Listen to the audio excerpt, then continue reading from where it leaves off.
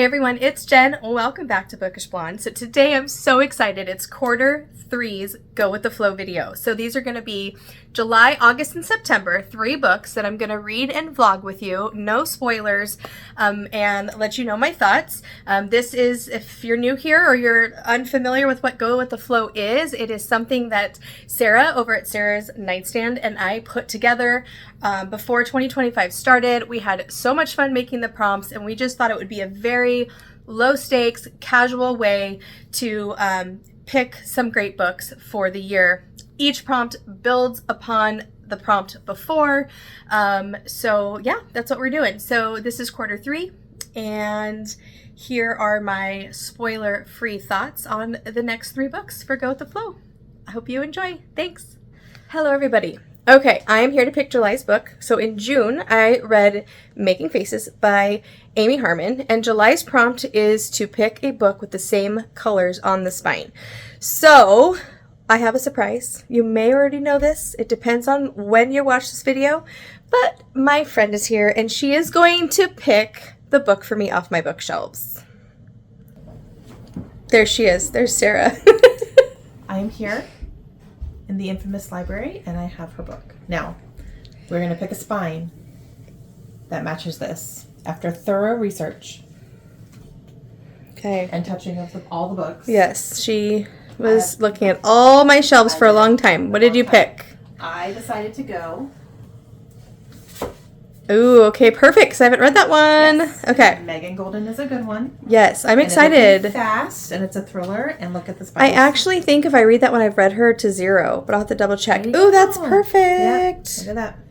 Yay! Okay, so July's Go With The Flow is The Escape Room by Megan Golden. I'm so excited. Perfect! Hey everyone. Okay, so my first check-in for The Escape Room. Now, I will say, when Sarah picked this at first, I was excited because I was in the mood for a thriller. Then I reread what it was about, and I'm like, that doesn't sound very, like, I don't know. It wasn't grabbing me at the time, but because it was July's Go With The Flow, of course I started reading it, and I was wrong. This is so good. I am enjoying this very much. I really like, so the chapters are going back and forth between the elevator, which is what is happening like in the present timeline, and then it goes back to the previous timeline, and that perspective is a girl named Sarah. So it's so funny that Sarah picked this book out for me, and that Sarah Hall is one of the main characters. So some of the comments by the male employees in this, it is making me so mad. Like, some of it is so ridiculous. I'm like, oh my God, how do these females keep working in this environment? Like, there's no way. But definitely the chapters are like the perfect length. They're leaving you onto, kind of a cliffhanger every, 4 or 5 pages, making me want to keep changing the pages. The writing is very good. I mean, it's not like Frederick Bachman good. I'm not like highlighting every other sentence or rereading every other sentence because it's so profound or like, pulls on the heartstrings. But as far as a thriller goes, I'm very intrigued. I really like the main female characters. And I'm very excited to see what happens. The other thing that's cool about this book is Megan Golden is one of my Read to 0 goals this year. And so after this one, I only have one more to read by her, and I need to do some research. I think it might be her debut. It's called The Girl in Keller's Way. So I don't know. I know before in the beginning of the year, I kind of looked for it, and it was hard to find. I don't remember seeing it like on Amazon. So I need to do some research, and I could be wrong on that. It could be on Amazon. I don't remember, but I remember thinking, oh, how am I going to get, maybe I couldn't get the audio or I don't know, something. But anyways, I digress. But yeah, so the escape room is going really good. I equally am enjoying both timelines. Now they're reading totally different tones, which is fine.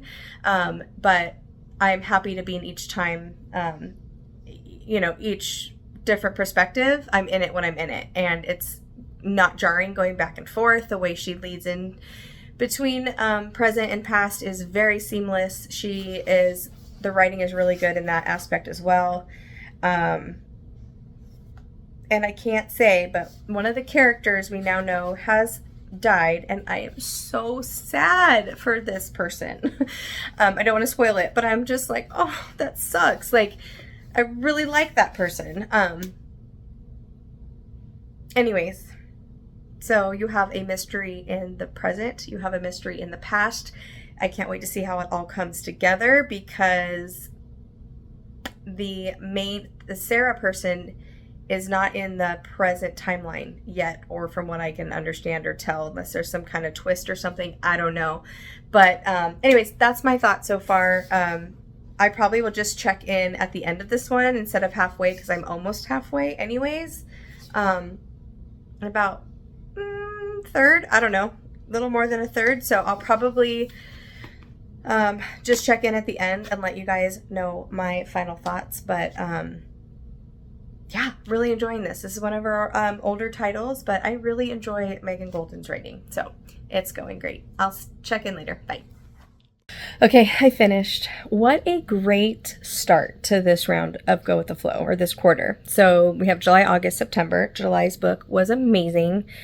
I'm going to think about my rating. I think I might give it 5 stars. I'm going to let it sit with me for 24 hours till I commit to that. But I'm pretty sure it's going to be 5 stars, which is exciting because I would have thought it would have been like a 3. That's why it was sitting on my shelves and I wasn't anxious to pick it up. So Sarah, thank you for picking an amazing book. I love the way it wrapped up. Can't say anything because it'll ruin it, but perfect ending. Couldn't have picked a better ending. And the last 30 pages from when I checked in last were just, I could not read it fast enough. So the escape room, pretty sure I'm giving it 5 stars. And so now we got to think about what August pick is going to be. So August's prompt is a book in a different genre, I believe. So I'm going to double check that, and then I will be picking out my next book. Bye. Hey everyone, it's me. I am here to talk about my Go With The Flow book for August. So July, I read and really enjoyed The Escape Room by Megan Golden, and for August, the prompt was to pick a book in a different genre. So I decided I am going to pick up a book by Rebecca Yarros because it's one of her romance books. I'm going to pick up Great and Precious Things, and because, obviously, it's a different genre. So this book sounds really good. It is about 6 years ago. We have Camden Daniels. So he comes back home after being in the service and fighting in a war. And he comes home to a small town without his brother, who was also fighting in the war. He thought he would never go back, but it's one of the tropes where dad needs him, reaches out, dad's health is not going well, so he goes back home, and you pick up with a love interest. We'll just leave it at that, and not leave it at that, but that's all I know so far. But a love interest that is the one woman he could never have, because there are secrets buried in Alba that are best left in the dark. So Alba is the small town. So Great and Precious Things, the heart-wrenching forbidden romance about family betrayal and ultimately how far we're willing to go on behalf of those we love and who need us most. So I am guessing this will be 5 stars because everything that I have read by Rebecca Yarros has been 5 stars. So yeah, there you have it. So I'm going to get started on this. I'm very excited, and I usually read through her books pretty quickly. So, I will try to hop on for first thoughts halfway and then my final thoughts about this book. All right, see ya. Hey, I'm here to give you my first thoughts on this book, Great and Precious Things. So the small town where everyone knows your business setup is great. I don't want to give anything away, but I really like the setup about how we are being able to look at Camden's grief, and as we're learning why he's going home, what he's dealing with at home, how he feels about the small town. We don't really know yet exactly what is the past, but we definitely you can feel the tension and feel his uncertainty about going back. Opens up with a pretty, not opens up, but so far there's been a scene where it's very high stakes, and I liked it because it really showed Camden's character and, you know, what kind of man he is. And then I'm really liking the female lead as well. She definitely, I'm excited to see, as like, learn about their past relationship, what that's going to look like, how they got to where they are now, as far as, you know, the slow burn and the romantic sexual tension. It's there for both of them. So I'm excited to see how that all plays out. And I'm really liking the family dynamics that we have so far. And yeah, that's about it. Not much to say, but the writing is great. I'm already somehow, I don't know how she does this, but she makes me fall in love with these characters from like second chapter. Like, she's an incredible writer, in my opinion. So that's it. I'll be back to check in on my halfway thoughts. I'll see you guys later. Bye.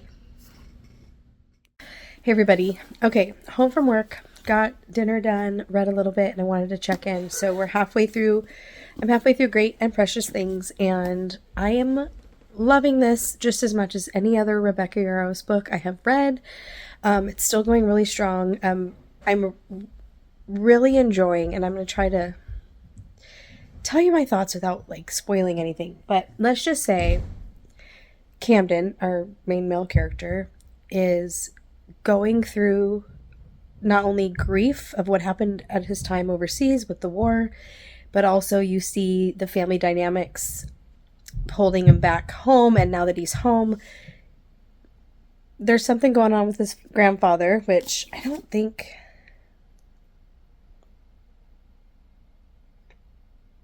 Yeah, it doesn't tell you on the back of the book. So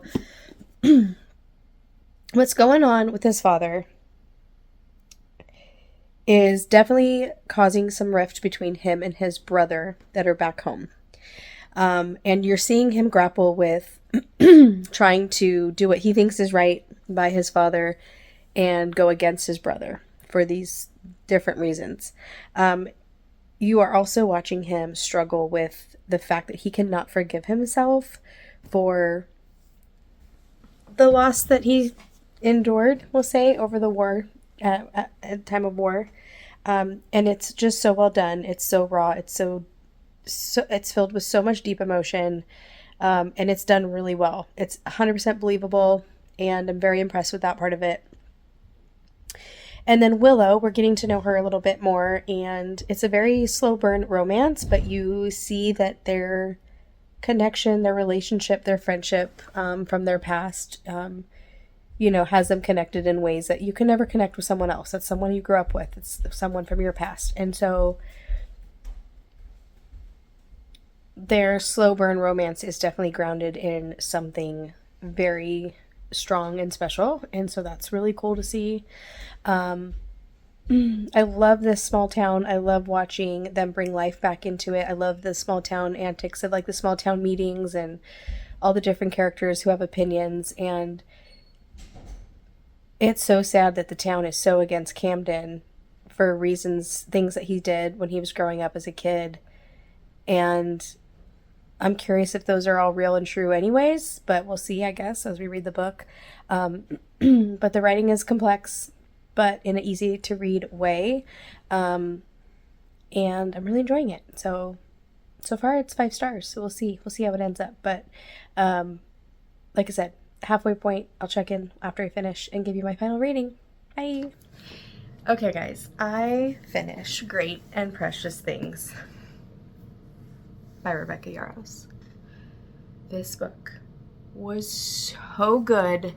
I loved every single page. Another 5-star, emotionally rich romance from Rebecca. She blows me away. Honestly, like how much love I have for the Fourth Wing series, of course. I mean, not overhyped, but very hyped for very good reason, So you would think that that alone would be like the highlight of Rebecca Yarros. And I'm sure to some people it is, but I feel like if people are not reading her backlist and not reading her romance books, they are truly losing something special because her writing is so good and I'm so impressed. This is the third romance I've read by her. I've given all 3 5 stars. My favorite is still The Last Letter. I don't know why I was blanking. I actually got a special edition of that book recently. But yeah, anyways, that's not the point. The point is this book was so great. It was so emotionally rich. It was much more than just a romance. It delivers what it means to come home. It delivers a person who is truly grappling with grief and how to move past horrible things that have happened, that he has done. And it was just so well done, in my opinion. The family bonds that are explored in this were just so intriguing, so layered. It just, I don't want to give any spoilers because even in the description of the book, it doesn't say exactly why he's coming home, what's going on with his father. So I'm going to leave it there. But what is going on with his father brings up such amazing issues and explores moral responsibility, doing what you need to do what's right, even when everyone's against you, both in your family and in the small town you live in. Cam's character arc was just so satisfying. It's hard to truly open up about how I feel about this book without spoiling it for you guys, but please pick this up.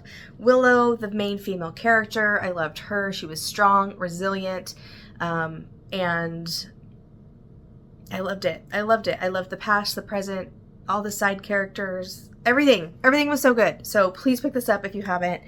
What a great book. Yeah, I just loved it. 5 stars. Can't love it any more than I already do. Let's see. Okay, so what month is it? So I had to read 2 of my Go With The Flow in the same month because I got a little behind. So for September's book, the prompt is to pick a book with the same word in the title. So I am going to pick up A Sea of Unspoken Things by Adrienne Young. Things is the same word in both titles. I have the signed copy, which is so cool. I'm very excited. This one's a little short and sweet, or I'm assuming. I mean, it is short. But Adrienne Young does magical realism and setting so well. I have high hopes for this book. I'm very excited. A Sea of Unspoken Things. We are following twins, a girl and a boy. Both have boy names. So we're following James and Johnny Golden. They almost share a supernatural connection, which is where that magical realism comes in. Johnny was killed in a tragic accident, and James knows before her phone even rings that her brother is gone. She can feel him gone. So she returns back to her hometown. It takes place in 6 Rivers, California, to settle her brother's affairs. So she is forced to revisit the ominous events of their shared past and finally face Micah, the only other person who knows their secrets and the only man she has ever loved. But as James delves deeper into Johnny's world, she realizes that her unique connection hasn't completely vanished. The more she immerses herself in his life, the more questions she has about the brother she thought she knew. Johnny was hiding something, and he's not the only one. The deeper she digs, the more she is compelled to unravel the truth behind the days leading up to Johnny's death. Ultimately, James must decide which truths should come to light and which are better left buried forever. So that's what the book's about. That's what I'm picking up next. I will obviously be back with my thoughts. Yeah. All right. I'll see you guys later. Bye.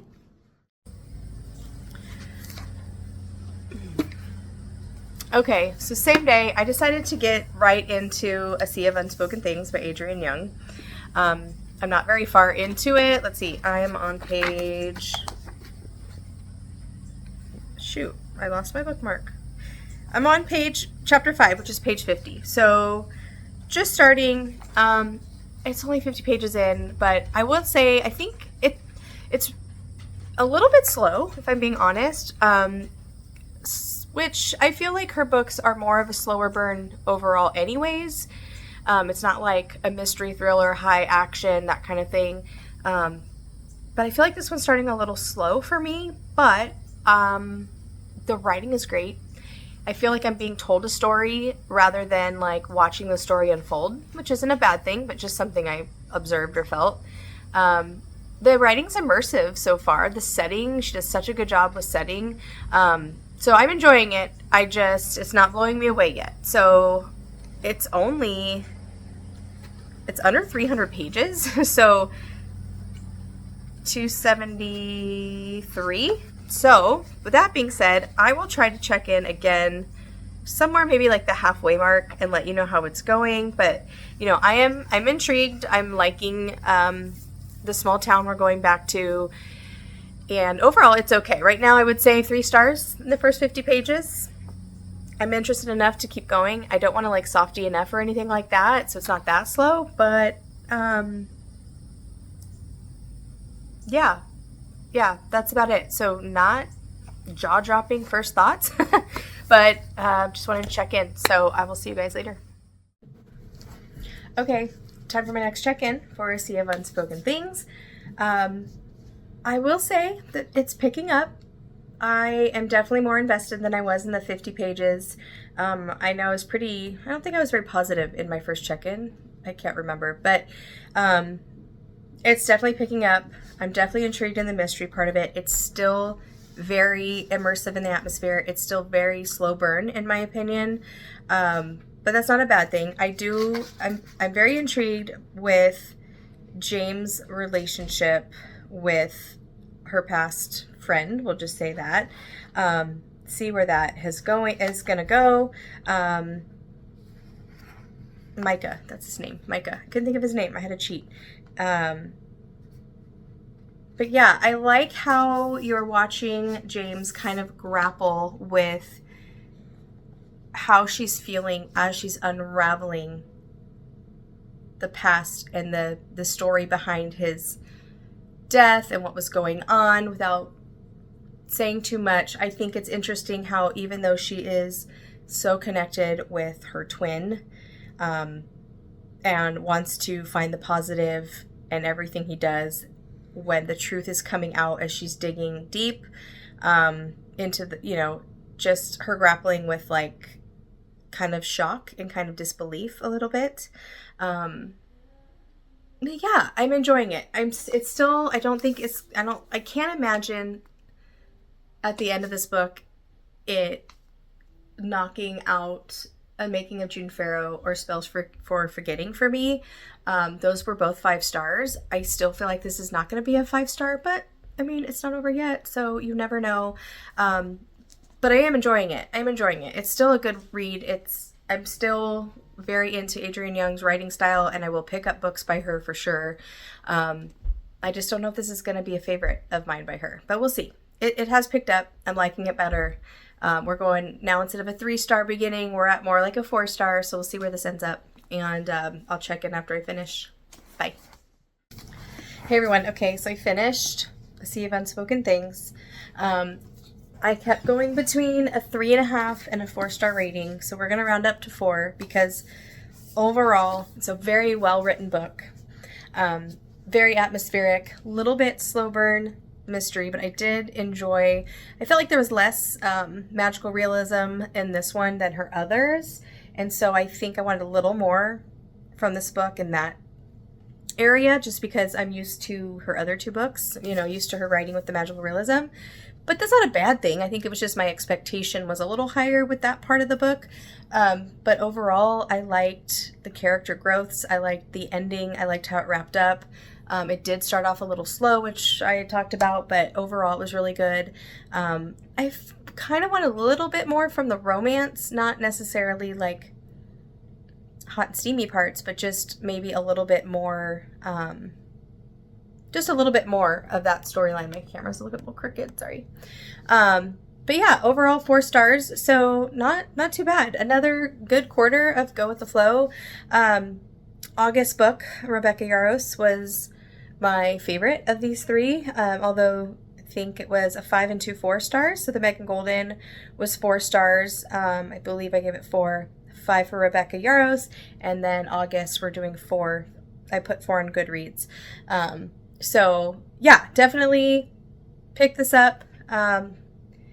I definitely think it's worth the read, and if you do like this, then definitely pick up her other titles because you'll love those. I think those were a stronger stories in my opinion, but yeah, it's still very enjoyable. So I'm still gonna read anything she comes out with moving forward. So that wraps up Go with the Flow. I hope you guys enjoyed this video. I know I didn't have very much b-roll in there, actually maybe none at all. I have to edit and see what I have when I edit this video, but I'm back at work and I haven't been doing too much, so it might just be all my thoughts by the time I edit this, but I will see what I have. If I have anything, I'll throw it in there for you guys, but I don't think I do. So thanks again for watching.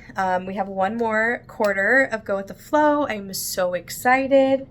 The book I'm going to pick for the next quarter, October, the prompt is an author of a different gender, and Adrienne Young is female, and so I am gonna read We Used to Live Here by Marcus Kleiwer. I have it somewhere. Let me go get it. Okay, I'm back. Had to go upstairs to get it. It's already on my shelf upstairs for my October reads. So this is what I'm picking for October. Marcus Kleiwer, male author, lives in Vancouver, Canada. So yeah, I'm excited. I don't know if this is debut. It might be. I'm not sure, but I am so excited. This is perfect for spooky season. And we have a family that lives in a house, and they get a knock on the door, and another family talks their way inside because they used to live here, and then they don't leave, and I think someone goes missing. I don't know if the house is haunted or if they're just crazy serial killers. I don't know if this is paranormal or just horror. I don't know, but I've heard it's all kinds of creepy, and I'm excited to read this in October. So thank you again for watching, as always, and this has been such a hit. I can't wait to finish up the year with quarter 4, October, November, December, and there'll probably be a lot of B footage, I would think, in that video because of all the holidays and, you know, all those kinds of things. So thanks for watching. I'll see you guys later. Bye.